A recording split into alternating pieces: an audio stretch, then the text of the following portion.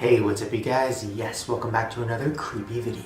Now on my channel I talk about a lot of scary things. Conspiracy theories, stalkers, real life exorcisms, and of course, death. But there's one subject that I tend to stay away from, mainly because it's too close to home. That's right, today we're going to be talking about the terrifying world of fangirls. Now I know what you're thinking, Shane, that's not scary. Fangirls are just obsessed with something and they're just showing their love and their support by screaming. And I agree, but some fangirls take it too far. And some fangirls even murder. Now since I started on the internet, I've noticed the evolution of the fandoms. By the way, we're not just talking about girls. I'm using the term fangirls because it's, popular. But we're just talking about fandoms in general that take it too far. Now before we get into all the very creepy stuff, let's show a couple kind of funny clips. One of my favorite moments of a fan overstepping their boundaries is this one clip of this girl that's singing next to Lady Gaga, and then, well, just take a look.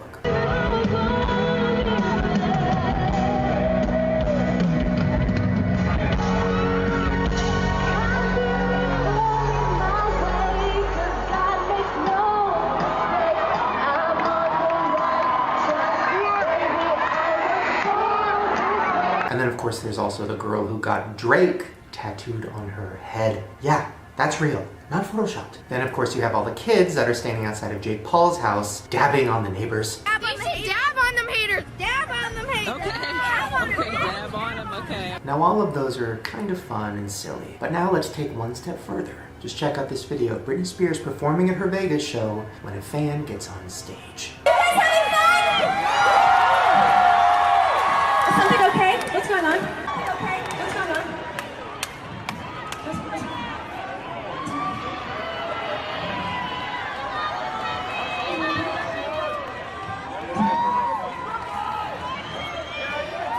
Yeah, that could have ended very badly. And that happens all the time. Obsessed fans jumping on stage. That's been happening for years. Now speaking of concerts, this next story is crazy. We're going to be talking about fans stampeding over each other to get into a concert and killing each other. Now back in the 1970s, the band The Who was huge. They had and still have millions of fans around the world, and their fandom was strong. Now on December 3rd of 1979, they had a sold-out concert to 18,000 people. Now to put that in perspective, this is in the 70s when people literally had to line up to buy tickets. This wasn't online. That means that literally 18,000 people came to buy tickets and were lined up and waited for hours. That's a shit ton of people. Now the fans showed up, got their tickets, and had been waiting at the arena for hours. And of course, at the front doors of the arena, they all crowded and waited for the doors to open.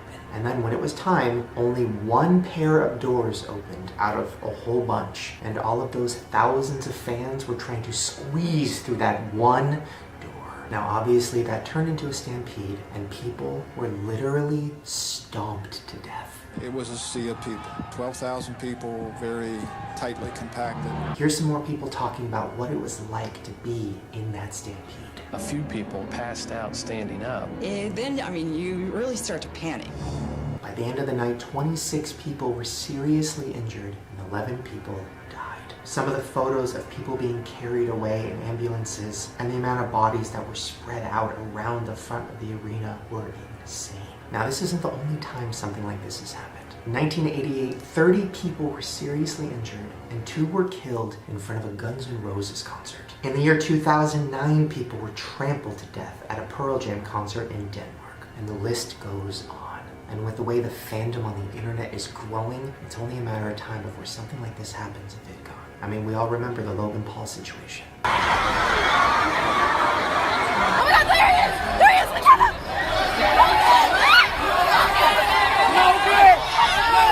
Now luckily VidCon is very organized, so things like this don't happen very often, but when you get that many really excited teenagers in one place and you throw their favorite internet celebrity at them, it's only a matter of time before something really bad happens. Okay, now this next fan we're going to talk about is one of the scariest and also one of the saddest. This is a super fan of Paula Abdul. Now I'm sure most of you guys know Paula Abdul as the nice judge on American Idol. But before she was on that show, she was one of the biggest and hottest pop stars in the world in the 1980s. Now let's meet Paula Goodspeed. Now, she was so obsessed with Paula Abdul that she legally changed her own name to Paula when she was 16. Now, she had been trying to get Paula's attention for a long time, and then she did.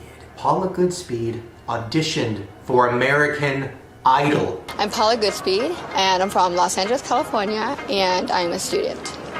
Oh yeah, definitely. I really think I'm a pop star. Now, of course, when you first start watching, you just think, oh, it's another cringy audition. But when you know that she is an obsessed stalker fan, it makes it very scary. I make life-size drawings of Paula. I've been drawing ever since I was a little kid, and my first drawing was of Paula Abdul. And then, of course, she delivered a predictably really bad audition. Oh, left a good job in the city, working all the man every night and day, and I never lost 1 minute of sleep and wasn't worried about the way things might have been. Simon Cowell was, of course, brutal, as always, and she got really pissed when she was leaving. There's a lot of people they send to Hollywood that can't even really hold a no. I mean, come on. But it's what happened after that episode that gets dark. 2 years later, Paula Goodspeed was found dead inside of her car outside of Paula Abdul's house. Inside of the car, she was surrounded by pictures of Paula Abdul and Paula Abdul's CDs. It was ruled a suicide by overdose. Paula Abdul talked about the situation on The View, and it is disturbing.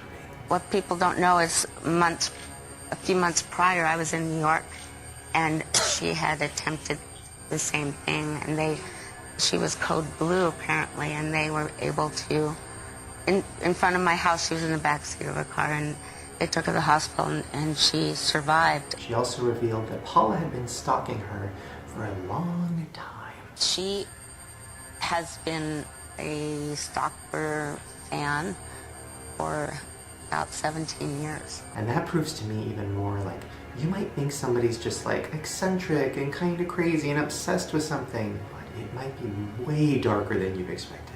And unfortunately, sometimes it can end in death. Okay, this next one is insane. We're going to be talking about a woman named Diana Napoles. Now stay with me. Diana believed that Steven Spielberg was running a satanic cult with his wife out of their basement, and they teamed up with Jennifer Love Hewitt to implant a microchip into Diana's brain to control her. What? In 2001, Steven Spielberg filed a restraining order against Diana because she had been calling and harassing his family. In 2002, Diana was arrested for stalking Jennifer Love Hewitt and threatening her life. A year later, Diana showed up at the Latin Grammys to confront Jennifer Love Hewitt. From the crowd, she screamed at Jennifer and called her a murderer. Napoles made bizarre accusations, screaming at Love Hewitt, murderer, killer. And it doesn't stop there. After she didn't successfully confront Jennifer, she started sending her really intense death threats. Quote, personal note to Jennifer Hewitt. I plan to kill you at the first opportunity to do so, and hope you die a tortuous death. The woman brags, I plan on firing a gun at her heart and not missing. In 2002, she was arrested for threatening Jennifer Love Hewitt's life. Alright, now this next thing we're going to talk about is something I touched on in a previous video, but when I fell down the hole, oh my god. We're going to be talking about fangirls of serial killers. So a few videos ago, we talked about a girl who makes fan videos for Elliot Rogers, the guy who killed a bunch of kids at his college. And those videos she made are terrifying.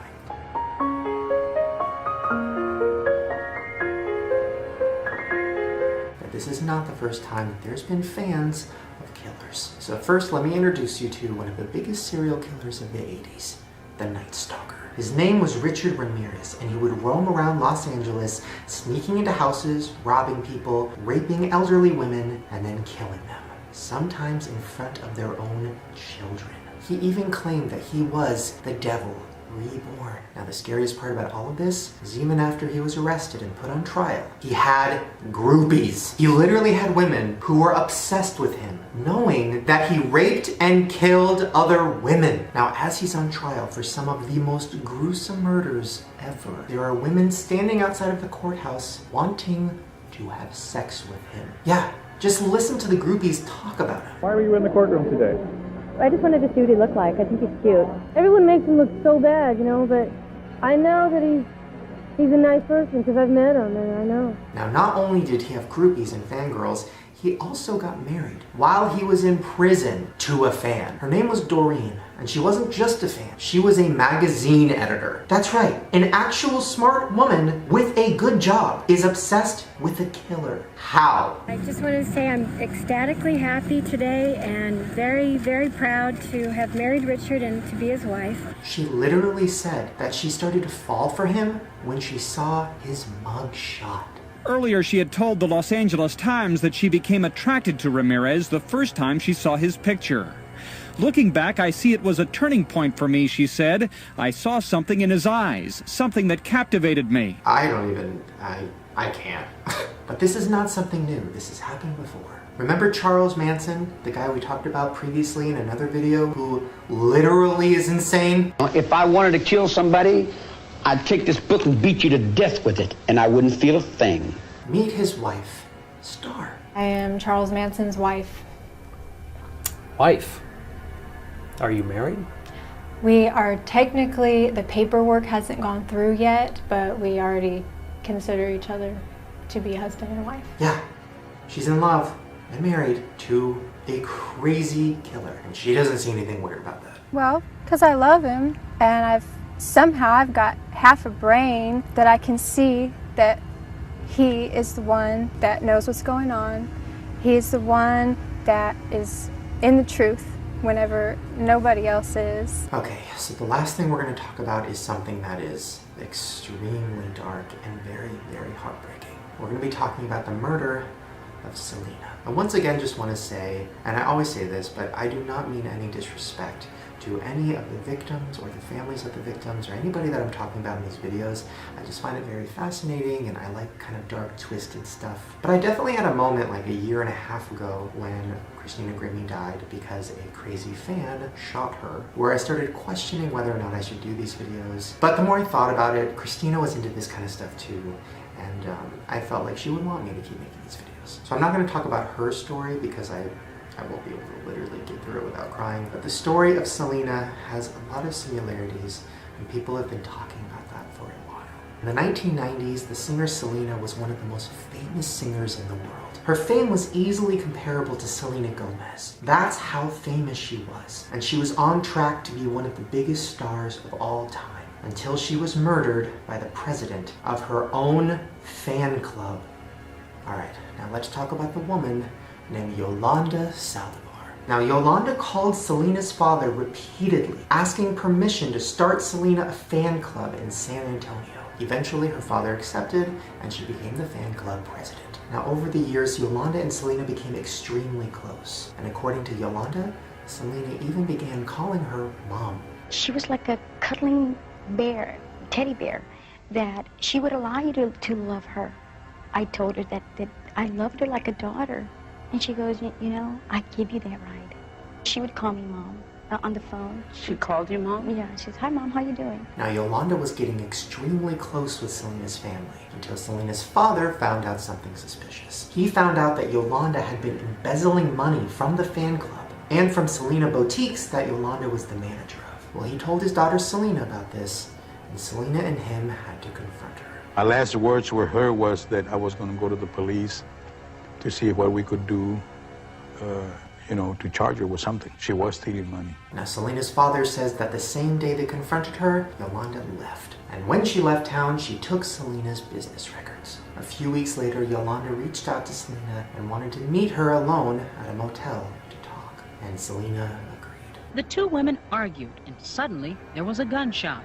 An injured and hysterical Selena raced from the motel room to the lobby, where she collapsed. After shooting Selena, Yolanda went to her car and put a gun to her own head and threatened to kill herself. She had a 9-hour standoff with the police before finally being arrested. Now, she was sentenced to life in prison, but she still to this day says that the whole thing was a big misunderstanding. She went down, she grabbed my feet and told me not to leave her. And I picked her up and I told her, just leave. And I grabbed the gun, put it in my head. I pulled the thing back. And I said, if you don't leave, I'm going to do it, Selena. Now, situations like this and situations like the Christina Grimmie event just make it even more clear that there needs to be more boundaries. With things like Snapchat and Instagram and Facebook and Twitter and YouTube and all of these places where people are constantly saying where they are and what they're doing, it's just giving stalkers more tips on where they are and where they can find them. Because fans are great. I mean, I'm a fan of Scream and I'm a fan of so many movies and so many people, but there's a difference between fans and stalker fans who are dangerous. So next time you're on YouTube and you see a comment that seems a little too far and a little too scary, make sure to flag it or let somebody know, because you never know when that fan might take it too far. Well, there you guys go. Hopefully you enjoyed this creepy video. I know I didn't. Make sure to give it a thumbs up if you want more creepy videos and maybe even a part 2 to the scariest fans ever. Also, make sure to subscribe to my channel and hit the notification bell because I make new videos every day. And if you want to see all my other creepy videos, I've done ones about celebrity conspiracy theories and even the blue whale challenge. I'll put a link to a playlist at the top of the description below. Alright, you guys, stay safe. Bye.